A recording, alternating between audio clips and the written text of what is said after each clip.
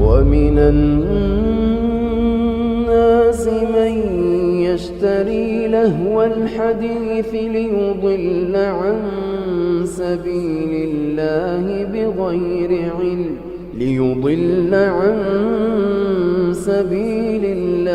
بغير علم ويتخذها هزوا أولئك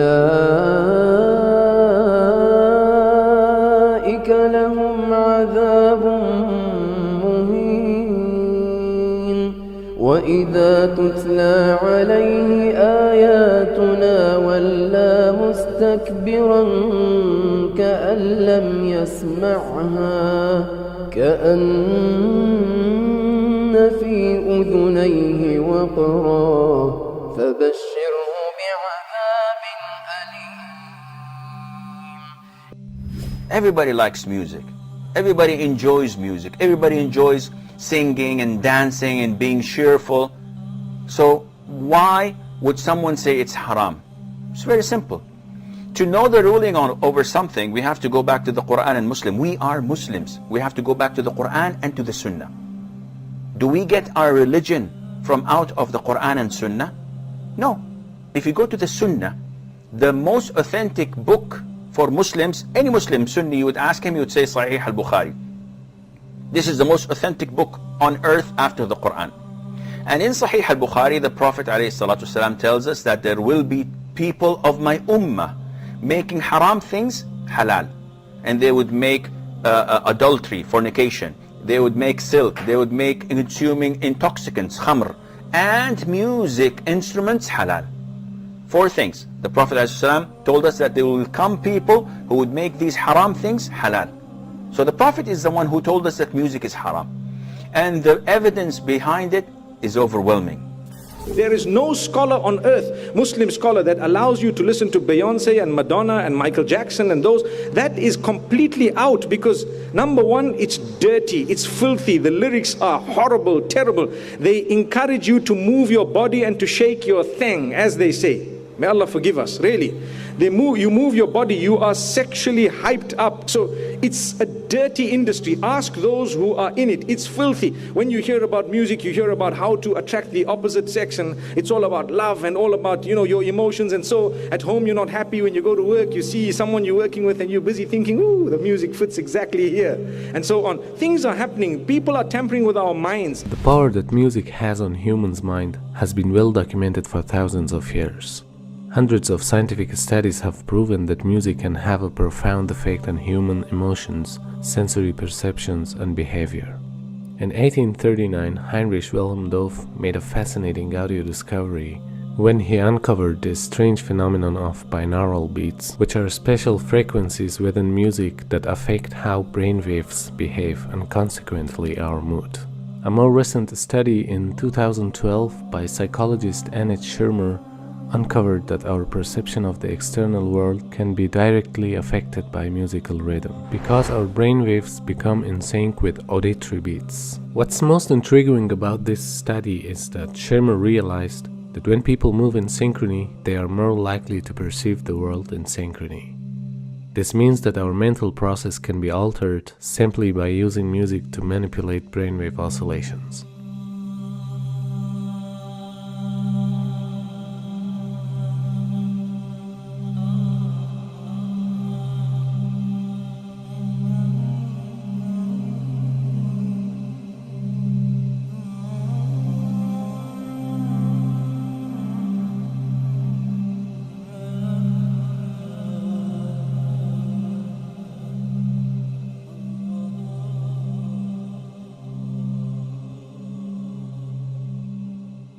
Music touches the limbic system or the emotional system of our brain, which actually, though slower than other parts, can overwhelm all of the other parts. Think about how we lose our mind when we fall in love. And we literally do, because of the power of the emotion. That being said, the music system has been very unresponsive even to industry-applied ratings. All that they had been willing to do was to put parental advisory on the outside of CDs. They would not print lyrics in a visible place. This is complicated by the fact that the Federal Communication Commission has strict limits on what can be broadcast over the air. And historically, the way popular music has been sold is through airplay. We can't expect a system to be put together that will perfectly protect us. We need to protect ourselves. We need to be aware that these media change us and affect us. And we need to actively understand what they're doing, how they're doing, and make choices of whether we want that to be done to us. I think nowadays music is probably one of the easiest means to lose your moral sense. Music is audio pornography today. That's what it is. It's explicit, it's shameless, it's vulgar, it takes your sense of humanity away from you, it makes you look at women as objects, worse than objects, worse than animals. Just as these people are talking about women like they're talking about, an animal, really. And when you constantly, listen to garbage like that, then you get deviated. And you don't find pleasure except in disobedience to a line. That's a sign of a sick heart. Oh yes, and music is a whole another area that employs these techniques. Popular music, all popular culture, movies, TV, music, they carry messages, and it's not just entertainment. Entertainment is not value-free. It has ideological content. It presents a worldview that influences the people who are watching or listening. So we've got this disconnect, thinking that entertainment is harmless when it's the most important delivery system of propaganda, because it influences people without their conscious awareness, and that's the ultimate in controlling people in society, is to do it without them being aware of it. 2.5 hours per day for teenagers in the United States listening to music. 2.5 hours per day. 1 in 3 popular songs now contain explicit references. The number of times an adolescent is exposed to explicit substance references, 35 per hour. They're listening to 2.5 hours a day, 35 per hour, 84 per day, 591 per week, being told about alcohol and drugs in these lyrics. These are the khutawat of shaitan. 30,700 a year. References to drug or alcohol in songs: pop 9%, rock 14%, hip hop, R&B hip hop 20%, country 36%, rap 77%. And we've got all these kids listening to rap. This is what they worship, these Satanists, Baphomet. If you notice, he's androgynous, so it's a male-female mixture. Also making these signs. You see the signs he's making using this sign because 11 is the devil's number. Because 11 is 1 beside 1. In their numerology, they use 11 a lot, and they like multiples of 11. 11, 22, 33, 66. They like these multiples. In their magic, they know the secrets of numbers, and so they use numbers. The Prophet ﷺ, when they used magic on him, they blew on 11 knots. 11 uqda. And this is why the Mu'awwidhatayn has 11 ayahs, because it protects against their magic.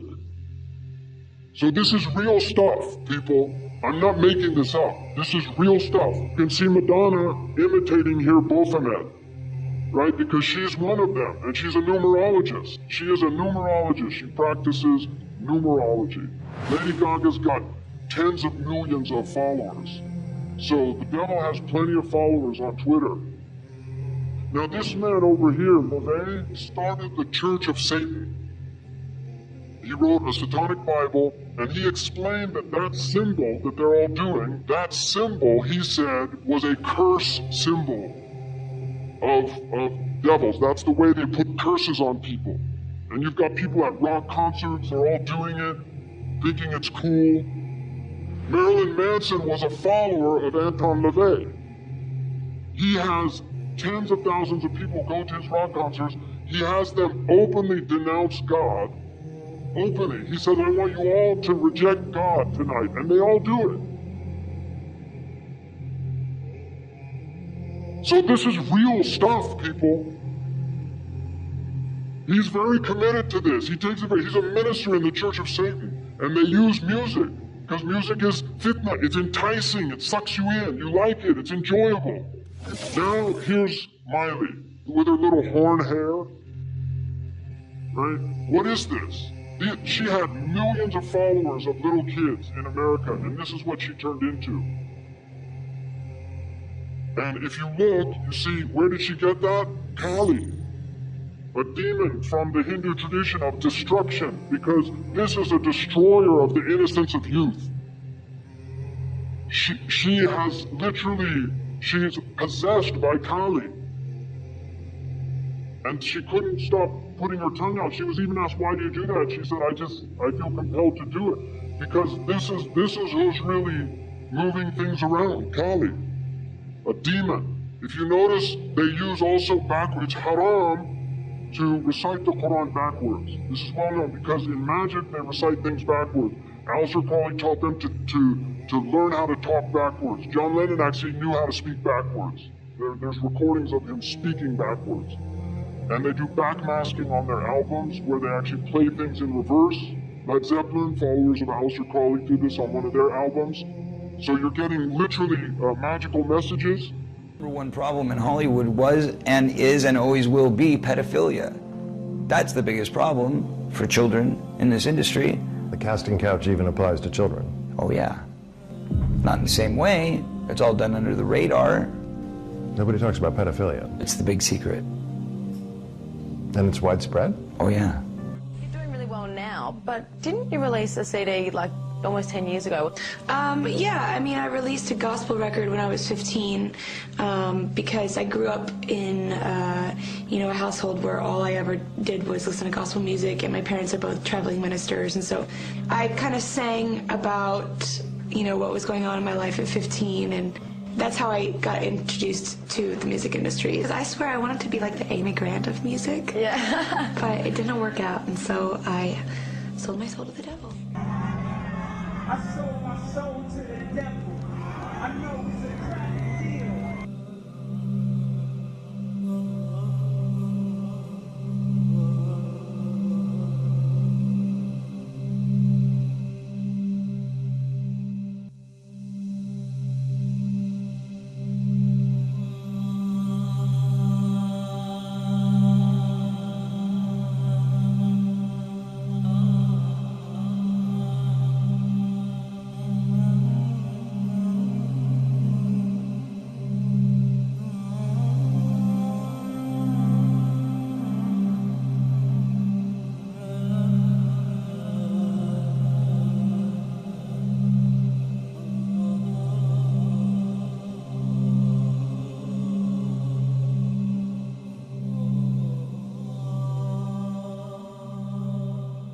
Yeah, I believe in the Illuminati. There is a certain level that you get at that you can't go no further unless you're aware of certain things. And I'll leave it at that. You know what I'm saying? There's a certain level that you get to. That there's a door that you have to walk through. And it's on you to walk through that door. And once you walk through that door, it's no coming. If your ultimate goal is to be famous, then you're gonna do a lot to get there, like sign your name in blood in a contract with the devil. Like you're gonna end up on a one-way street and it's going nowhere. Like that's just the truth. I've seen so many people like forsake their moral code and their value systems just for a little bit of fame, and it's not worth it at the end of the day. It's really not worth it. I swear to Lucifer. I swear to Lucifer.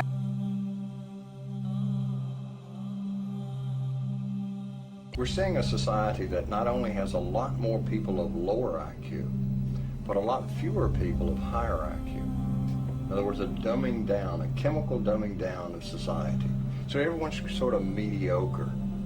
That leaves them dependent on government because they can't excel. We have these people of lower IQ who are totally dependent. Then we have this mass of people who are going to believe anything they're told because they can't really think clearly. And very few people of very high IQ who have good cognitive function who can figure this all out. And that's what they want. So, you know, you can kind of piece it together as to why they are so insistent in spending so many hundreds of millions of dollars of propaganda money to dumb down society. Now you see in the West, people listen to music all the time. They're always plugged in. They get in their car, they turn on the music. They walk, they put in their earphones, and they listen to their music, and people have long playlists. They spend a lot of money on these things, and so they're lost. They don't have free time to think anymore because their lives are filled with sound. So the demons have immense tools that they've never had before, and they're using them very effectively.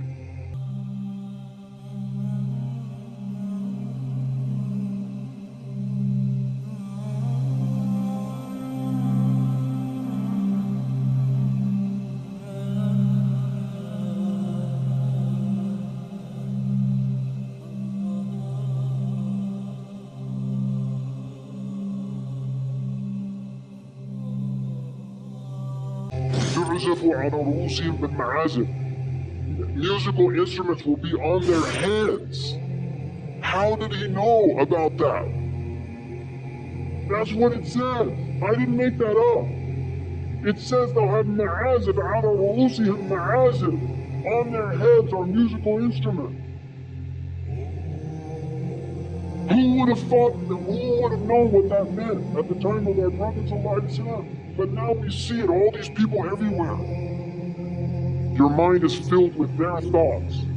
You're not even yourself anymore. You're listening to Rihanna or Madonna or Haifa Wahbi or whoever the latest fashionable singer is. أعوذ بالله من الشيطان الرجيم. اللهم بلغ. اللهم بلغ. اللهم بلغ.